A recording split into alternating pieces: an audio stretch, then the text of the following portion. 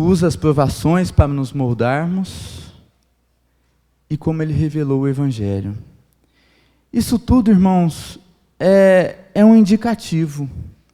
E agora, nesses versículos que acabamos de ler, começa a aplicação prática. E esse é o padrão do Novo Testamento. Esse é usado, por exemplo, entendemos que a doutrina, o conhecimento, ele vem antes da prática. Nós precisamos conhecer para agir. Deus primeiro os faz, depois nós respondemos, nós agimos.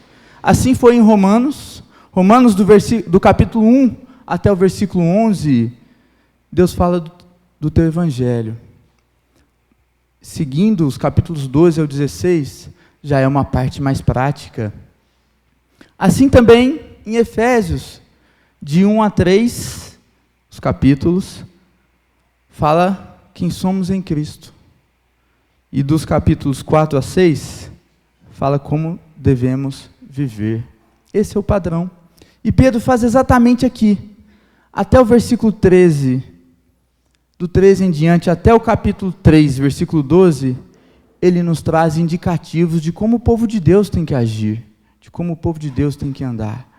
Nós não vamos conseguir aqui falar de todas essas questões, mas vamos ter aqui, nos versículos 13 até o 21, e vamos tratar de 4 imperativos principais. O versículo 13, ele fala como esperar plenamente na graça de Deus.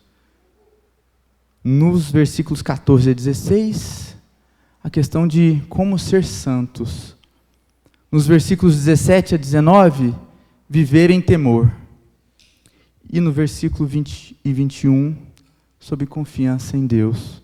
Observe, irmãos, que cada imperativo desse está fundamentado na doutrina bíblica, que ele citou antes. Não é um mero moralismo, não é um dever por dever. O Evangelho, irmãos, ele tem que produzir, ele produz santidade nos filhos de Deus. E é isso que a gente vai falar aqui hoje. E ele começa o versículo 13, falando, por isso. Por isso quer dizer tudo aquilo que ele citou no versículo 1 ao 12. Por isso, por você ter sido escolhido por Deus, por você ter sido separado por Deus para ter uma vida digna, uma vida santa, uma vida que honra a Deus. Por isso, agora, irmãos, nós temos que viver assim. Assim como, por isso, por quê? A gente tem que dar valor na nossa eleição. Nós temos que dar valor na obra de Jesus Cristo naquela cruz. Nós temos que dar valor quando Deus nos guarda, quando Deus usa as provações para nos moldar na nossa vida. E ele continua o texto falando, cingindo a vossa mente. Esse termo, irmão, cingindo, no grego, é exatamente amarrar as vestes, passar um cinto, se preparar. É isso que está falando para nós, para nos preparar. No Oriente, naquele tempo lá, eram usadas muitas roupas compridas. Então, as pessoas às vezes tinham dificuldade para trabalhar, para caminhar. E era importante estar bem amarrada. A gente precisava disso.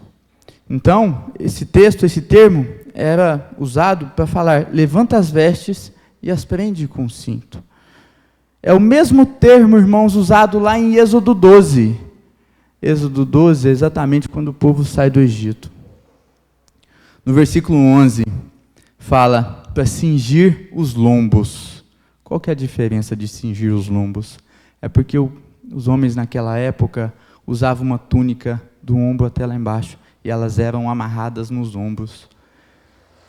Falou para eles cingirem os ombros para quê? Para se prepararem, para ir para onde? Para a terra prometida. Agora, aqui nesse texto, Pedro está falando para a gente cingir a nossa mente.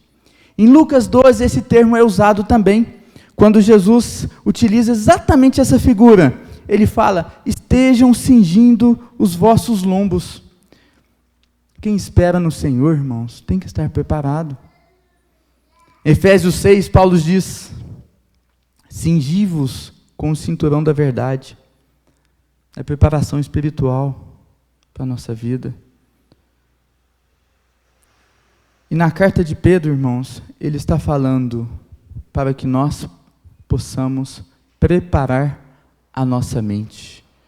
Isso tem um significado, irmãos. Nós precisamos entender por que Pedro iniciou o texto falando para a gente cingir a nossa mente. Toda a batalha espiritual que nós vamos passar, ela começa na nossa mente. É por isso, é esse o propósito. A primeira batalha do cristão está na mente dele. Antes de existir um pecado nas mãos, ele nasce na sua mente. E temos exemplos, né? Antes da queda de Davi, houve um olhar, houve um desejo interno. Antes da traição de Judas, houve uma cobiça. Passou na mente deles. O pecado inicia na nossa mente, é onde nós travamos as nossas batalhas. Antes da negação de Pedro, houve o quê? Autoconfiança. Se a gente voltar lá no Éden, antes do fruto proibido, houve a dúvida. A batalha nossa está na nossa mente. Por isso que Pedro iniciou e falando, preparem a vossa mente. A nossa guerra espiritual começa no pensamento. Nós não podemos acreditar que apenas mudar hábitos vai resolver uma vida nossa de intimidade com Deus. Não é no exterior o início da nossa vida espiritual, da nossa vida de intimidade. A palavra de Deus ensina lá em Romanos 12:2, transformai-vos pela renovação da mente. Olha onde inicia a transformação. Efésios 4:23, irmãos, fala assim, renovai-vos no espírito do vosso entendimento. Colossenses 3:2, pensai nas coisas lá do alto. A mente, irmãos, aquilo que ocupa a nossa mente vai moldar as nossas atitudes. Por isso que Pedro foi tão enfático em falar, cingi-vos a mente, prepara ela. Porque se a gente está entrando numa batalha como servo de Deus, a gente tem que começar por aí. O grande campo de batalha nosso é exatamente a nossa mente. E na nossa geração hoje em dia, isso é bem complicado, porque nós nunca tivemos tanto acesso à informação. Parece que nunca tenha sido tão difícil assim manter uma mente pura. Nós vivemos cercado por estímulos. Só pegar o seu tablet, o seu smartphone. Aqueles que leram a palavra de Deus com o smartphone, enquanto você está lendo a palavra de Deus, está chegando notificações de rede social, disso e daquilo. Olha quantos estímulos tem. E a gente tem cuidado da nossa mente. Nós vivemos cercados por isso. Em poucos minutos nós somos bombardeados por notícias, vídeos, redes sociais, propagandas, entretenimentos, coisas perigosas, pornografia, ideologias, consumismo. E a batalha começa onde? Na nossa mente. Cada coisa dessa que eu acabei de falar, ela disputa, gente, num único lugar. Ela disputa a nossa atenção, ela disputa a nossa mente. E aí eu pergunto para vocês, vocês controlam a mente? Vocês têm se preocupado com isso? Seus pensamentos são governados ou você se deixa ser governado por qualquer sorte de ideias e desejos? Pastor Garcia já citou aqui uma frase e eu vou replicar o que ele disse uma vez, isso me chama muita atenção. Não sei de onde ele tirou, não anotei a época, mas diz assim, porque sabe que pensamentos alimentados tornam-se desejos. Os desejos começam a tornar-se escolhas. As escolhas tornam-se hábitos. Hábitos moldam o caráter. E o caráter revela quem realmente nós somos. Por isso que o início está aí, na sua cabeça, na sua mente. O que você tem pensado, o que você tem lido, o que você tem refletido. Preparem a vossa mente. Em seguida, como nós estamos falando de como devemos agir após sermos salvos, nós devemos entender que é uma vida de santificação. Pedro diz: sede sóbrios. Logo após ele citar, cingir-vos a vossa mente, ele fala: sede sóbrios. Nós não estamos falando aqui, irmãos, apenas de sobriedade quando é retirado pelo álcool. Não só isso. Nós estamos falando aqui de ser de sóbrios de pessoas que são embriagadas por dinheiro, por poder, por status social, por emoções, por paixões. Irmãos, ser de sóbrios nesse texto é não dominar a mente, nada dominar a sua mente. É isso que é sobriedade, é não deixar os estímulos dominar a sua mente. Sabe por quê? Porque você pertence a Cristo. Isso é sobriedade. Quem perde o domínio da mente, irmãos, fatalmente vai perder essa batalha espiritual. Ser sóbrios, irmãos, é isso. E qual o valor, qual o alvo dessa mente preparada? Qual é o alvo? O texto nos ensina, o versículo 13 nos ensina: esperai inteiramente esperança. Aonde nós temos depositado nossa esperança? O que é que tem dominado o nosso futuro? O governo? Quem vai ganhar a eleição daqui a alguns meses? Como está a economia? Qual é o meu emprego? Status social? O que te dá segurança? Aonde está a sua esperança? Tudo isso que eu disse, irmãos, pode desaparecer. E desaparece. Sabe por quê? Porque isso não é eterno. A nossa esperança está em algo eterno. E o texto fala na graça futura, na graça que Jesus Cristo nos concedeu na obra dele lá na cruz. Irmãos, nós estamos falando aqui de uma peregrinação. Nós não somos desse mundo. Nós estamos aqui de passagem. E aí eu pergunto para vocês, para onde vocês estão olhando? Qual o seu futuro? Irmãos, é os céus. É para lá que nós vamos. Essa é a promessa de Jesus para nós. É isso que nós temos que nos apegar. Isso é extraordinário, meus irmãos. Essa graça futura. E existe uma dimensão dessa graça que nós estamos aguardando. Nós podemos pensar nessa obra de Jesus na nossa vida de 3 formas, em 3 tempos. Na graça passada, porque nós fomos justificados em Jesus. Na graça presente, porque nós estamos sendo santificados na nossa caminhada, nós estamos sendo moldados. E na graça futura, é essa a nossa esperança, porque nós seremos glorificados com Jesus no retorno dele. É isso que tem que estar no nosso coração, é isso que tem que estar na nossa mente, é isso que tem que estar no nosso dia a dia, nas nossas reflexões, nos nossos contatos diários, no nosso caminhar. Por isso Pedro diz exatamente assim: vivam olhando para o futuro. Não é o futuro amanhã, mês que vem, se eu vou passar na faculdade, se eu vou ter um emprego. Não. É olhando para Cristo. É essa a nossa esperança. O cristão, irmãos, é alguém que caminha nesse mundo, como todas as pessoas. A diferença é onde ele está com os olhos dele. Paulo tinha isso muito claro na vida dele, no ministério dele. Paulo olhava para Jesus diante de todas as circunstâncias, de todas as dificuldades. Ele olhava para Jesus. Ele sabia quem era essa esperança dele. É isso que nós precisamos saber. É isso que esse texto nos mostra. Uma mente estruturada, meus irmãos, pelo mundo, não vai produzir bons frutos. Uma mente estruturada em Cristo, ela sim vai produzir uma vida santa.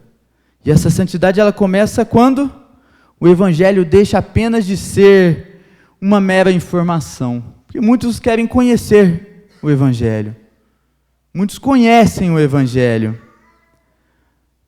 Mas a sua vida em santidade com Deus, ela passa a ser conhecida a partir do momento em que o seu conhecimento passa a governar a sua mente. Passa a governar a maneira como você pensa, como você age, como você interpreta a sua realidade.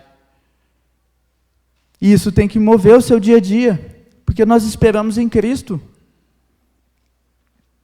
E a primeira ordem, meus irmãos, foi cingir a nossa mente. Agora, ele prossegue, nos próximos versículos, falando de identidade.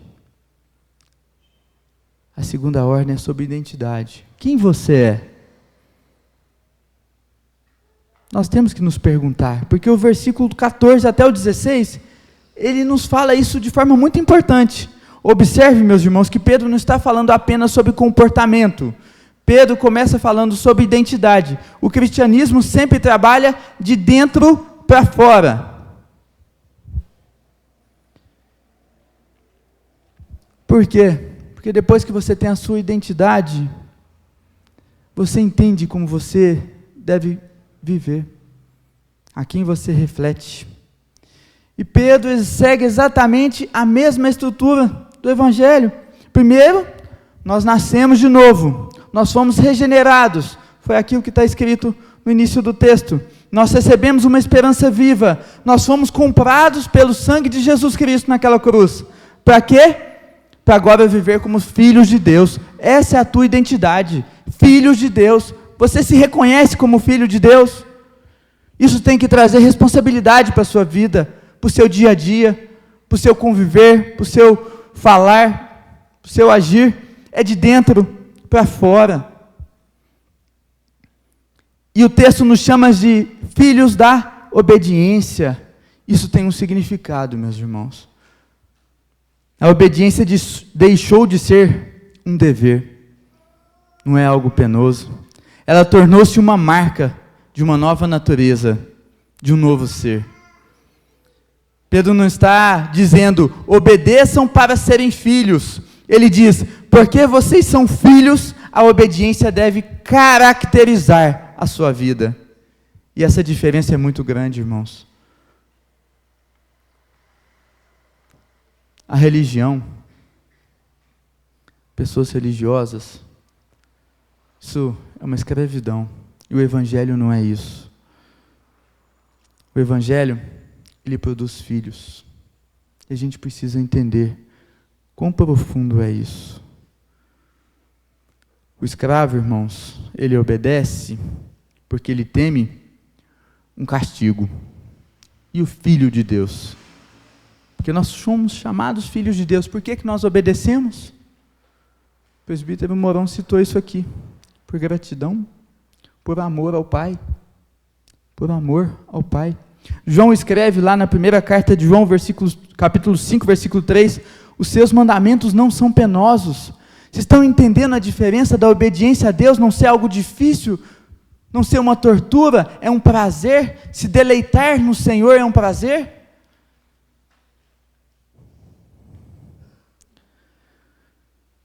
Não porque vai ser fácil, porque a gente vive essa batalha, mas vai ser prazeroso. Vai ser prazeroso porque o nosso coração foi transformado. E quando nós começamos a obedecer por prazer, nós começamos a refletir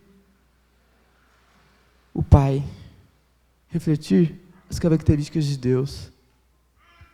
Nós começamos a parecer com Deus. É isso o nosso objetivo. E então passamos a ser o quê? Reflexo. Reflexo. E agora, sendo reflexo, nós temos que falar do externo. Porque antes da conversão, nós vivíamos segundo os nossos desejos, caídos. Agora não. Agora que Jesus alcançou o nosso coração, nos separou do mundo, agora nós vivemos segundo o que Deus tem para nós. Olha como isso é fantástico. E o texto continua, o versículo fala, não vos conformeis. Agora está falando do exterior. A ideia é, não assumam novamente o molde antigo. a conversão, Cristo na sua vida, ela rompeu isso. Ela rompeu e ela fala: tornai-vos santos. Isso significa santos. Não é que você vai ter 2 asinhas, uma auréola. Nada disso. Ser santo na palavra de Deus quer dizer separado do mundo. Você foi escolhido por esse Deus que nos criou e Ele nos tornou santo. Ele nos separou para quê? Para viver para Ele, de forma consagrando a nossa vida, tudo a Ele. Porque agora nós pertencemos exclusivamente a Deus. Vocês entendem essa diferença? Isso, irmãos, não quer dizer que quando Ele nos separou para vivermos isolados, não, nós vamos viver nesse mundo, mas nós vamos refletir Deus para as pessoas. Significa dedicação, amor à palavra dEle. Sobre qual fundamento? Aqui Pedro pega lá em Levítico, quando diz: sede santos porque eu sou santo. Perceba, irmãos, não somos santos para Deus nos aceitar. Isso não existe. Nós somos santos porque pertencemos ao Deus Santo. A ética, os nossos atos, ele nasce da teologia, ele nasce de Deus. A santidade, irmãos, é algo divino que produz em nós. Deus é absolutamente diferente. Sua santidade envolve uma perfeição moral. Ela envolve pureza, envolve majestade, envolve transcendência. E é isso que nós, como filhos de Deus, temos que refletir para as pessoas. Porque nós vamos começar a refletir o caráter de Deus, irmãos, como filhos dele. Esse é o nosso dever. É isso que a carta está nos ensinando. Sede santos em todo o seu procedimento, no seu modo de viver, no seu comportamento diário. Não apenas aqui no culto, não apenas no domingo. Irmãos, por toda a sua vida, a partir do momento em que Jesus Cristo alcançou o seu coração, você é nova criatura. Você passou a ser chamado filho de Deus. E é isso que envolve toda a atmosfera da sua vida. Santidade não é para o culto, para esse momento. Não. E esse termo, tornai-vos, envolve muito mais do que ser naquele momento, somente naquele momento. Sabe por quê? Esse verbo não descreve uma perfeição instantânea, que vai ser no estalar de dedos. Tornai-vos, você vai se tornando dia a dia, buscando mais do Senhor, servindo a Ele de todo o seu coração. É isso que esse verbo fala para a gente. É um processo contínuo de aperfeiçoamento, aprimoramento. Por isso que está escrito desse jeito, tornai-vos. Não é porque Jesus entrou no seu coração, te fez uma nova criatura, que no estalar de dedo você vai se tornar uma pessoa melhor. Não! É dia a dia, é dedicação, é amor à palavra de Deus, é vida de oração, é buscando. E aí você vai conseguir refletir o caráter de Deus. E essa santidade, irmãos, ela possui 2 aspectos. O primeiro dele é posicional. Quando Deus alcança o coração de uma pessoa, essa pessoa é imediatamente separada para Ele. Por isso Paulo chama os coríntios de santos. Mas se a gente, quem conhece e lê a carta de Coríntios, não é uma igreja perfeita, é uma igreja cheia de problemas. Mas eles foram chamados de santos. Por quê? Porque eles pertenciam a Cristo. Eles foram separados por Cristo. Por isso que essa vida de santidade exige isso. Prosseguindo, temos a santidade progressiva, exatamente porque não é uma posição que deve aparecer na prática. A vida passa lentamente a refletir o que Deus já iniciou. E a gente tem refletido isso? Na Confissão de Fé de Westminster, no capítulo 13, diz assim: ensina a santificação, que é uma obra contínua do Espírito Santo, pelo qual o pecado é enfraquecido e o crente é cada vez mais vivificado para viver em justiça. Olha, irmãos, quando realmente somos chamados por Deus, o conhecimento de ser santo, ele produz em nós algo muito sério. Se a gente vê lá em Isaías 6, quando ele contempla a santidade de Deus, ele não sai admirado pela majestade de Deus. Ele diz: ai de mim, ai de mim. Quando a gente contempla essa santidade de Deus, tudo que ele fez na nossa vida, esse é o nosso comportamento. Ai de mim, Senhor. Porque a santidade, irmãos, a santidade divina, ela revela dentro de cada um de nós a impureza do ser humano. As batalhas que nós vivemos. E aí a gente olha para dentro da gente e fala: ai de mim. Fui separado por um Deus santo, majestoso. Mas ainda vive dentro de mim, da minha mente, uma batalha espiritual. Algo muito sério. E isso consterna o nosso coração. Essa santidade, irmãos, ela é gradual, mas ela aparece na forma como você trabalha, na forma como você trata o teu cônjuge, como você busca educar os teus filhos, como você administra o seu dinheiro, quando você se manifesta nas redes sociais. Essa santidade, ela vai transparecer. Essa santidade, ela vai transparecer quando você toma decisões quando ninguém está te vendo. Mas ali você está, sua mente está trabalhando, e Deus te conhece em todos os momentos. Ele é onisciente. A verdadeira espiritualidade, irmãos, ela não se mede pela forma como você entra aqui na igreja, pela forma como você levanta suas mãos no momento de louvor. A verdadeira espiritualidade, irmãos, ela vai ser medida na maneira como você é fiel à palavra de Deus no seu dia a dia. E é isso que nós estamos trazendo para estudar esse bimestre aqui na igreja, né? Fidelidade à palavra de Deus. Olha como isso é importante na nossa vida. Fidelidade à palavra de Deus. É exatamente isso que vai medir a sua espiritualidade, a sua santidade, o seu amor a Deus, a sua caminhada. Se Cristo é Senhor em tudo, a santidade deve alcançar tudo na sua vida. Nós falamos hoje cedo na classe da mocidade, né? Que a palavra de Deus não pode ser aplicada de forma parcial. Ela é uma só. A gente não pode pegar aquilo que nos satisfaz e, isso é bom para mim. Não, isso aqui não é bom, não está me confrontando com o pecado, isso eu não vou utilizar na minha vida. Não é assim. A palavra de Deus, ela é uma só, em todos os momentos. Ela deve alcançar tudo na sua vida. Vida de santidade, irmãos. Esse é o segundo imperativo que Pedro está trazendo para a gente. E a gente precisa entender o que é ser santo, o que é tomar decisões corretas. Vida de santidade é o que essa carta nos ensina, após sermos alcançados por Cristo. E em seguida, irmãos, ele parte para um terceiro imperativo.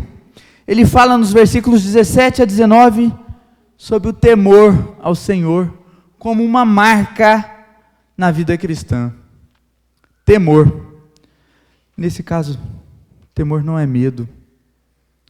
Pedro não está falando que você precisa ter medo de Deus para refletir o que Ele é. Pedro está falando de reverência a Deus. E há uma diferença muito grande. Ele começa o versículo falando: se invocais por Pai.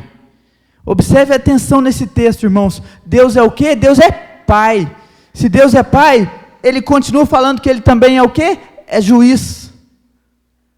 Esses dois aspectos, eles precisam caminhar juntos.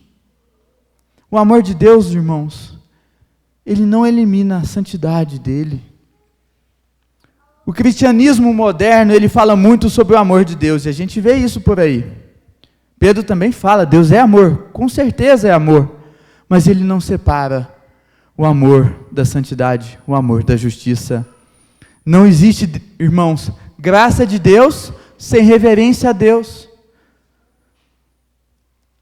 Não existe, irmãos, adoção, porque somos chamados filhos por adoção a Deus, sem responsabilidade. O Deus que nos chama de filhos continua sendo Deus 3 vezes santo. É exatamente isso que Pedro deseja gravar no coração da igreja. Temos que entender que Deus é Pai e juiz. Isso é extraordinário. Por quê? No Antigo Testamento, irmãos, poucos chamavam Deus de Pai. Mas Jesus Cristo veio. E Ele abriu esse caminho. Ele abriu esse caminho. Se a gente perceber a oração que Ele nos ensina, nós começamos, Pai Nosso. Isso é um privilégio para nós. Pai Nosso. Em Romanos 8, irmãos, diz que recebemos o Espírito de adoção, como filhos de Deus neste momento. E aí nós podemos clamar, Abba Pai. Isso é privilégio, irmãos. Nós somos filhos. Nós temos acesso a Deus. Nós temos intimidade com Deus. Dê valor nisso, nos seus momentos de oração. Olhem para Deus com reverência. Vejam o tamanho que Ele é, o que Ele fez por você. Pedro imediatamente, irmãos, no texto, ele impede que essa intimidade de chamar Deus de Pai possa trazer na nossa vida motivos de irreverência. Não tem cabimento. Existe um Deus amoroso, mas também existe um Deus justo, e é o mesmo Deus. A cruz de Cristo, o amor dele derramado por nós naquela cruz, não alterou o seu caráter. O amor dele naquela cruz mudou, foi a nossa condição de servo.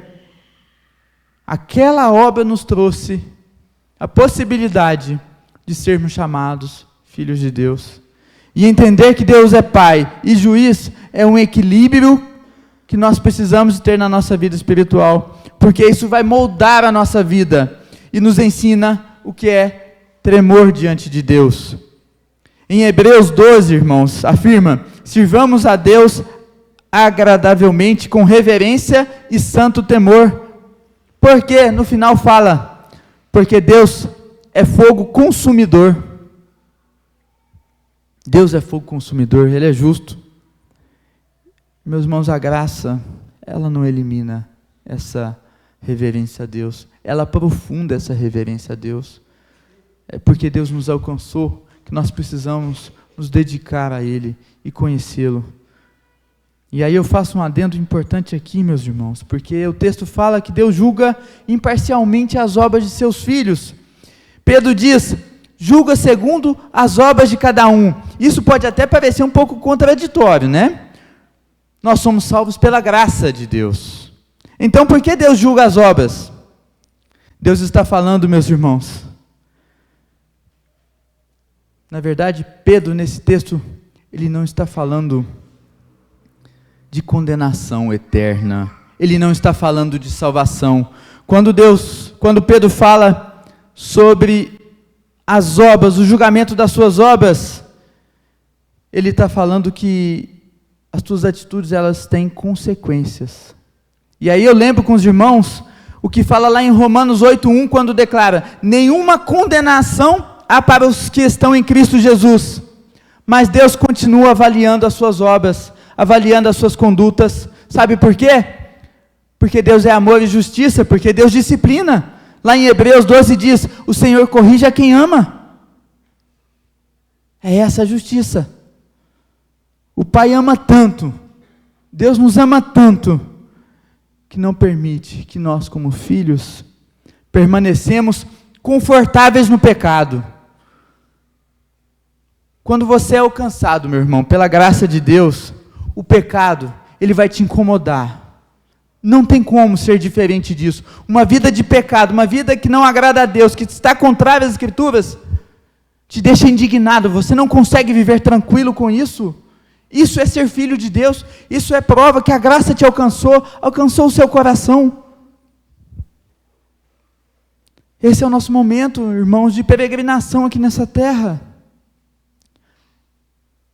Viver em temor diante de Deus, durante essa peregrinação, essa nossa caminhada, é viver em profunda reverência diante de Deus, diante da majestade divina dEle.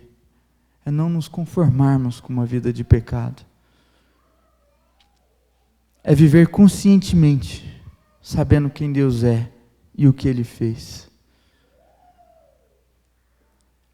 Os reformadores falavam muito desse temor, né, irmãos? Calvino escreveu, no livro dele, fala: o temor é freio que impede o cristão de abusar da graça. Olha só, isso tira de nós vivermos acomodados. O temor é freio que impede de nós de pensarmos, porque eu sou salvo, fui eleito por Deus, vou viver de qualquer jeito. Não. Essa reverência a Deus não permite que você viva dessa forma.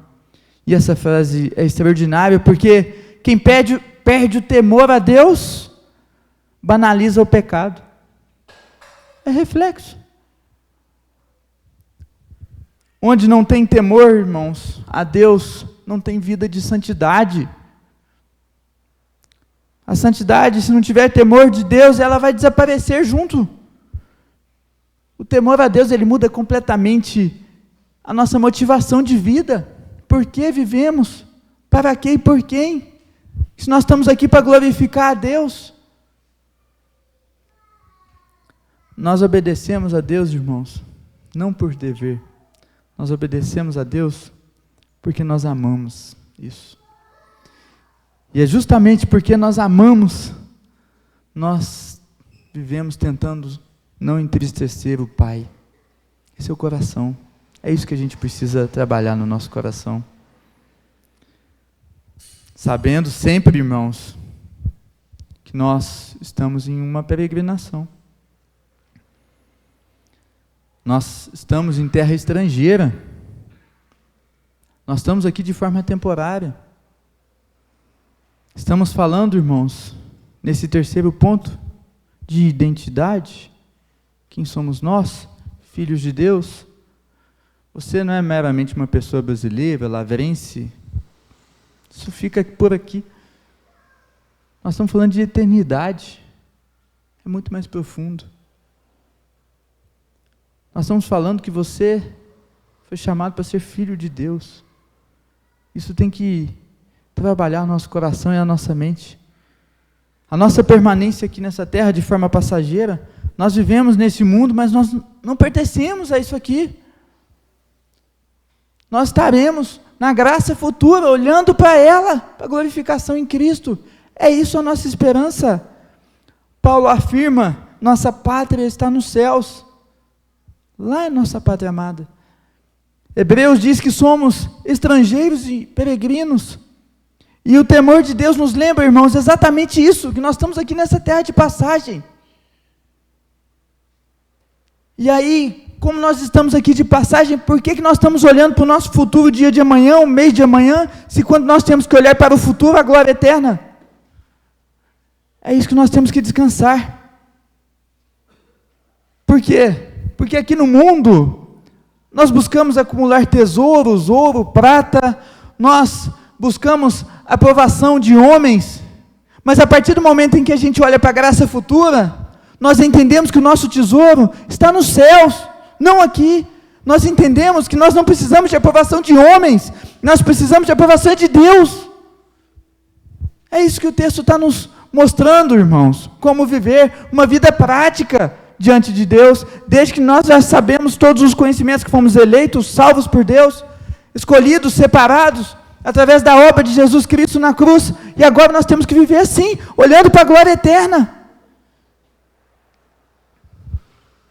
E o texto continua, nos versículos 18 e 19, falando que fomos resgatados, sabendo que não foi mediante coisas corruptíveis, como prata ou ouro, que fostes resgatados do vosso fútil procedimento que vossos pais vos legaram, mas pelo precioso sangue, como de cordeiro, sem defeito e sem mácula, o sangue de Cristo. Irmãos, a santidade nasce do conhecimento. Quanto mais conhecemos o Evangelho, mais odiamos o pecado. Isso é a vida do crente. Não tem como conhecer o Evangelho, conhecer a Cristo e ter uma vida compassiva com o pecado. Não tem. Essa palavra resgatado, irmãos, era usado naquela época, quando se tratava de um mercado de escravos. Era usada quando um escravo pagava o seu preço. Nós éramos escravos, irmãos, escravos do pecado, escravos da culpa, escravos da morte. E o preço foi pago. Jesus pagou o nosso resgate. E é isso que tem que transformar a nossa mente diariamente. Não foi nem ouro nem prata que pagou isso, não. Até porque, se juntar todo o ouro e toda a prata nesse mundo, não compra uma alma no céu. Foi algo muito mais precioso. Foi o sangue do Filho de Deus.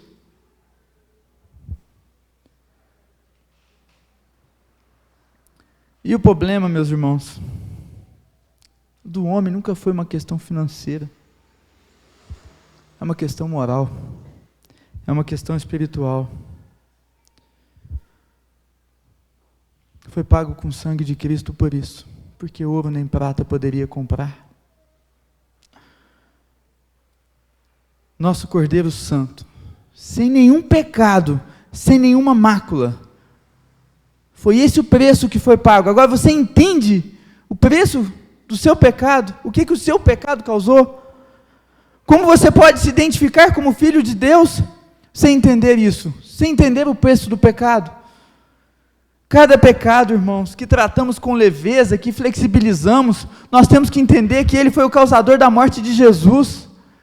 A gente precisa levar o pecado, não como pecadinho e pecadão, mas o pecado como algo sério em nossa vida, e não flexibilizar isso.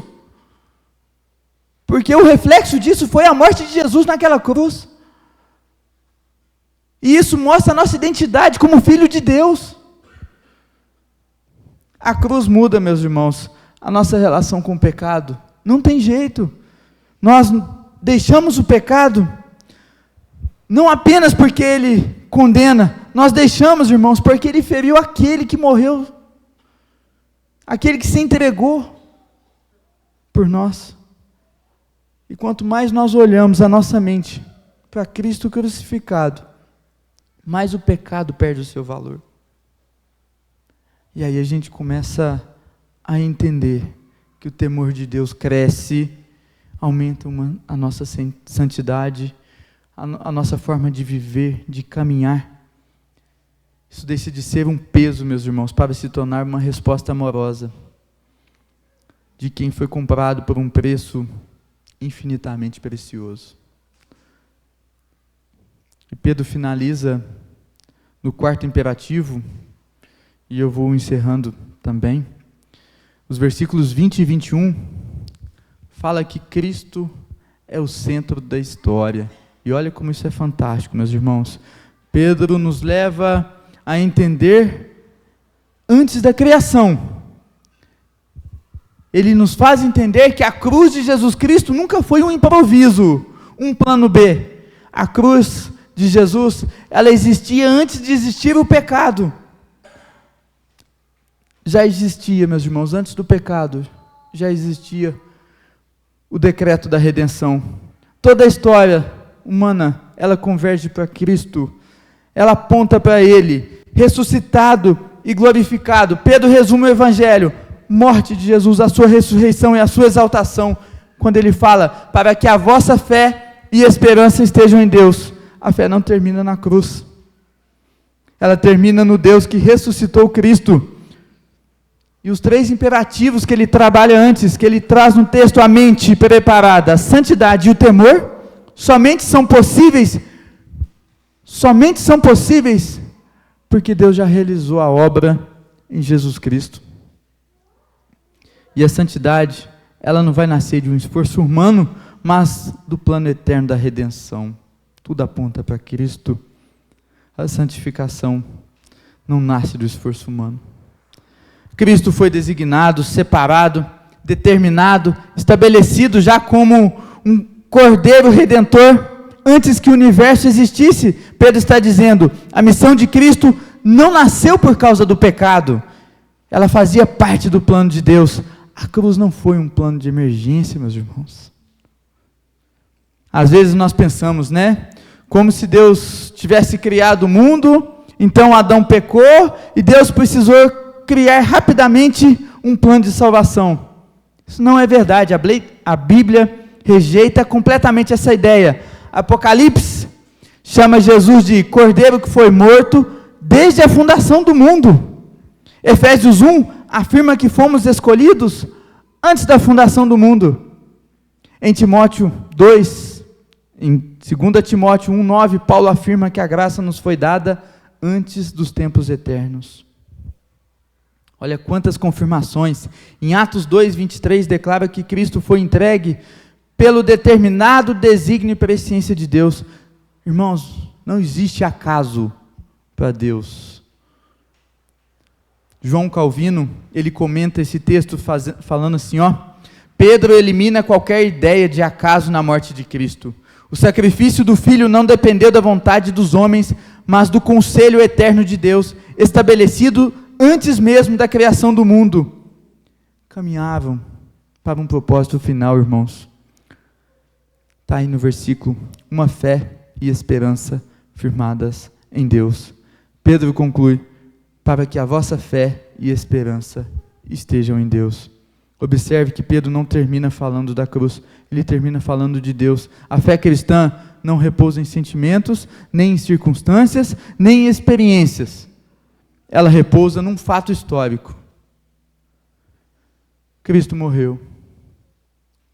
Cristo ressuscitou. E Cristo foi exaltado. E porque Ele vive, nossa esperança jamais vai morrer. Como diz lá em Hebreus 6,19, temos essa esperança como âncora da alma. Descansar a nossa alma nisso. Parar o nosso barquinho lá, pegar a âncora dele e depositar nisso e ficar tranquilo, ficar em paz nisso. Essa é a nossa esperança, meus irmãos. É essa a nossa vida de peregrinação. E aí eu passo para as aplicações. A esperança futura, ela molda a vida presente. Quem vive esperando a volta de Jesus, reorganiza as suas prioridades. Se a gente vive esperando isso, nós suportamos provações, nós depositamos a nossa segurança em Deus, não em circunstâncias, não em provações, não em dificuldade. A esperança, ela tem que moldar a nossa vida. Segunda aplicação. A santidade, irmãos, ela é fruto da identidade, não um meio de conquistá-la. O cristão não obedece a Deus para se tornar filho, né? Ele obedece a Deus porque ele já foi adotado por Deus. A terceira aplicação. O temor do Senhor preserva a igreja do abuso da graça. A consciência de que Deus é Pai e Juiz nos conduz a uma obediência, irmãos, a uma obediência reverente diante de Deus, a uma vida de amor com Deus, a uma vida de devoção. Sem legalismo, eu obedeço por obedecer, eu obedeço porque a Bíblia manda, não é isso. Isso é legalismo. E também nos molda a não viver uma vida de libertinagem. Porque o temor do Senhor não nos deixa viver uma vida de pecado. Isso nos incomoda. O crente, ele odeia o pecado. A quarta aplicação. O preço da redenção, irmãos. Ele redefine o nosso valor do pecado. Isso precisa redefinir. O que nós entendemos como pecado? Cada pecado deve ser visto à luz do sangue de Jesus Cristo. E quando a gente aplica isso, o pecado nunca vai ser pequeno, por qualquer que seja o pecado. E isso nos faz com que possamos ter uma vida de santidade, onde a gente desvaloriza o pecado e valoriza a obra de Jesus. A nossa caminhada nessa terra tem que ser diferente. E a quinta aplicação, a mente. É o campo de batalha da santificação. Antes do pecado aparecer nas suas ações, ele instala nos seus pensamentos. Cuidado no que você tem enchido a sua mente. Com o que você tem enchido a sua mente? Quais livros você tem lido? Quais músicas você tem ouvido? Músicas que enaltecem a Deus ou músicas mundanas? Temos que entender o que nós temos enchido a nossa mente. Se a palavra de Deus fala para transformar-vos, nós precisamos cuidar dos nossos pensamentos, meus irmãos, porque é lá que inicia a nossa batalha espiritual. Se queremos servir a Deus de todo o coração, com todas as nossas forças, com todo o nosso entendimento, cuidado, prepara a sua mente, singela mesmo, para a sua vida, para que você possa ter uma vida de santidade, uma vida onde você reconheça a obra de Jesus, uma vida em que você reflete o caráter de Deus para as pessoas. É só isso. Falo só, mas é algo tão profundo, né? É algo tão profundo. Porque nós vivemos aqui, irmãos, como peregrinos. E essa santidade, e essa obra de Jesus na cruz, isso tem que nos moldar como crentes. Quero convidar os irmãos a fechar os olhos, vamos orar a Deus, pedir para que Ele nos ajude nessas batalhas. Senhor Deus, Pai querido, Pai amado, obrigado por esse privilégio de estar aqui, como Teu povo, Te buscando, Senhor, reunidos aqui para Te louvar, para Te engrandecer, entoar louvores a Ti, Senhor. Ter esse privilégio de abrir as Sagradas Escrituras e entender aquilo que o Senhor tem a nos falar. Como o Senhor tem trabalhado, Deus, em nós, como Teus filhos. Pedindo, ó Pai, derrame em nós a Sua graça, nos encha do Teu Espírito Santo, Senhor. Nos ajude, ó Pai, a ocupar os nossos pensamentos com as coisas dos céus. Olhando, ó Deus, para a graça futura. Olhando, ó Deus, para o momento da glorificação.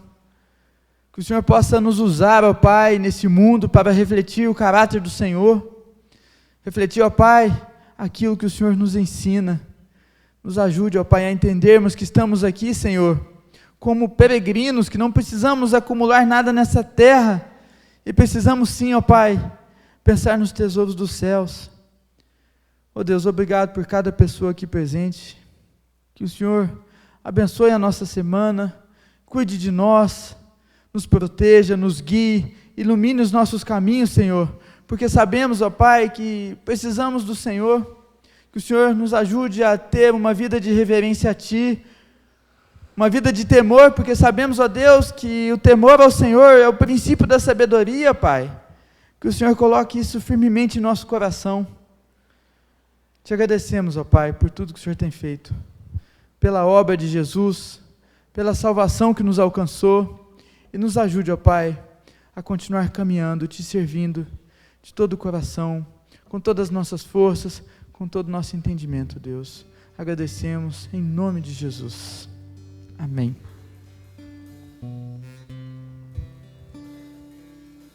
Não tem, pastor.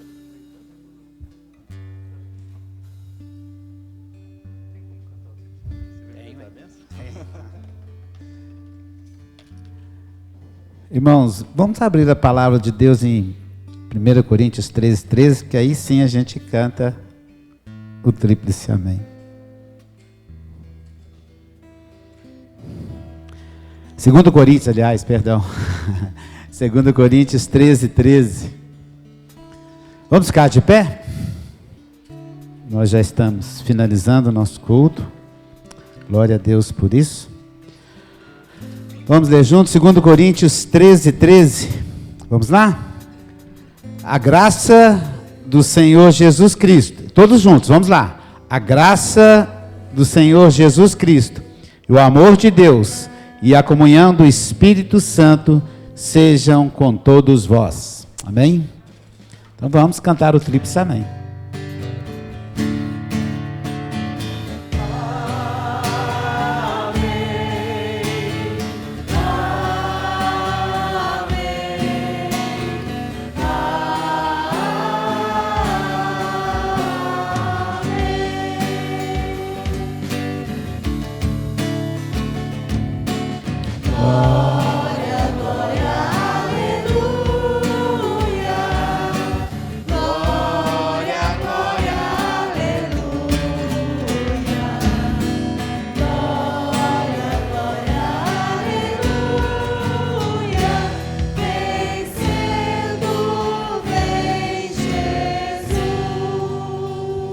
Amém. Pode sentar. Alguns avisos rapidamente. Mateus, não veio, né? Irmãos, Deus já conhece, mas eu acho que a igreja também quer conhecer Natuza e Mairo. Quem é Natuza e Mairo? Por favor, fique de pé. E a menininha chama Maísa. Então, Natuza, Mairo e Maísa, né? São daqui de Lavras? Estão residindo agora? É a primeira vez que, assim... Que bênção, que bom, Deus te abençoe. Fique de pé ainda só um momento. Mais alguém está nos visitando? Ninguém mais? Então a nossa igreja quer dar um recado para vocês, né? Oi, tem mais alguém? Quem? Ah, desculpa, mas vocês estavam de manhã aqui, não, né? Não, qual é o nome? Andréia, Inácio e Murilo. São os pais da Isadora e irmão? Irmão, Deus abençoe. Veio conhecer, conhecer não, né? Veio, né? Dar uma conversa séria. É isso mesmo, tem que ser mesmo, né? Mais alguém, irmãos? Oi, é o senhor Adilson, não é isso? O senhor Adilson também está nos visitando. Mais alguém? Nossa igreja tem um recado para vocês. Vamos lá? Sejam bem-vindos em nome de Jesus e voltem sempre. Tá bom? Agora um outro recado é que aqui fora está sendo vendido pastel, chocolate quente, canjica, não é isso?